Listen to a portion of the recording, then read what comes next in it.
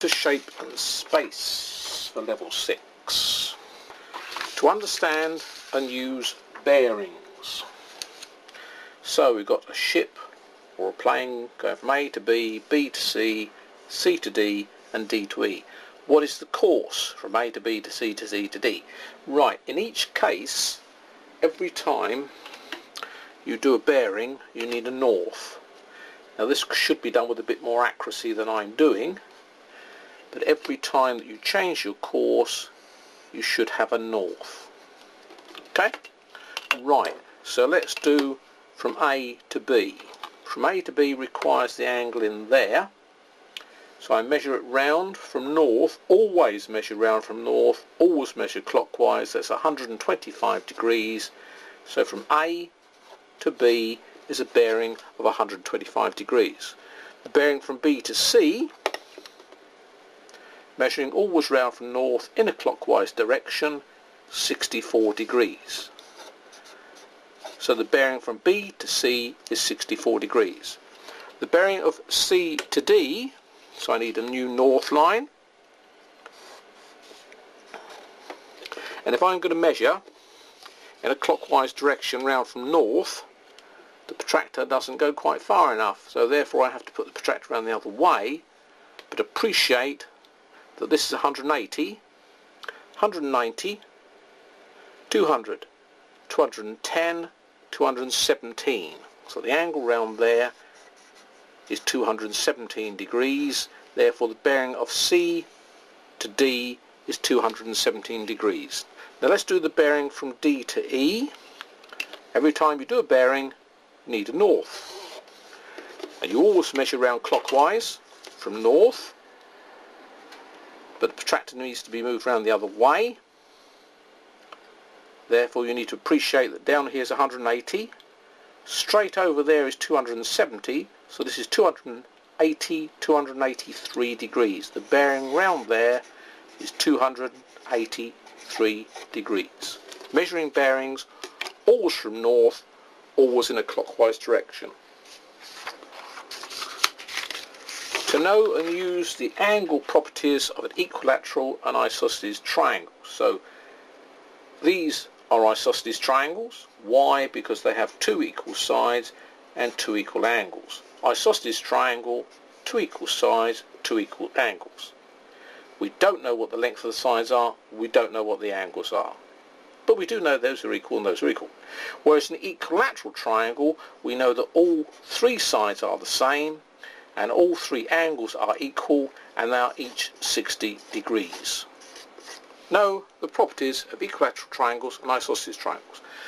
Also, an isosceles triangle has one line of reflection, whereas an equilateral triangle has 1, 2, 3 lines of reflection. Also, the order of rotational symmetry of the isosceles triangle is 0, because the only angle you can rotate it through, so it fits in its own space, is 360 degrees. Whereas the order of rotational symmetry of an equilateral triangle is order 3, because you can rotate it to 3 angles: 120, 240, 360, and those 3 angles of rotation will make it fit in its own space. Know and use the angle properties of equilateral and isosceles triangles. Know what is meant by the term exterior and interior angles of a polygon. Now a polygon is a shape made up of straight lines. So first thing is I should be using a ruler to do those. These are called the internal angles, and if you extend any side then you get the external angle. So that's called an external angle. Extend any side and you'll get an external angle. So just know what interior and exterior angles are. But be able to work out interior and exterior angles of polygons. So first off let's look at the names. A triangle has 3 sides, whereas a quadrilateral has 4 sides. A pentagon has 5 sides. A hexagon has 6 sides. A heptagon has 7 sides and an octagon has 8 sides. So you're meant to know those names. Now the sum of the interior angles. The interior angles of a triangle add up to 180 degrees. The interior angles of a quadrilateral would always add up to 360 degrees. The interior angle of a pentagon would always add up to, now if we add another 180 on, we'll find the next value. So once you start this table, just keep adding 180 and you'll find the next value. There are other ways of doing this, but I think this is possibly the easiest. So if you're asked to work out what the interior angles of a particular shape add up to, then you can do this table. Now the exterior angles, if you extend the sides and add together the exterior angles, it doesn't matter how many sides the shape's got, it will always add up to 360 degrees. The exterior angle of any polygon always adds up to 360 degrees. Now when you come to look at regular polygons, a regular polygon means that the angles are the same and the sides are the same. So a regular polygon will have the same size interior angles and the same size exterior angles. So if we extend one of these sides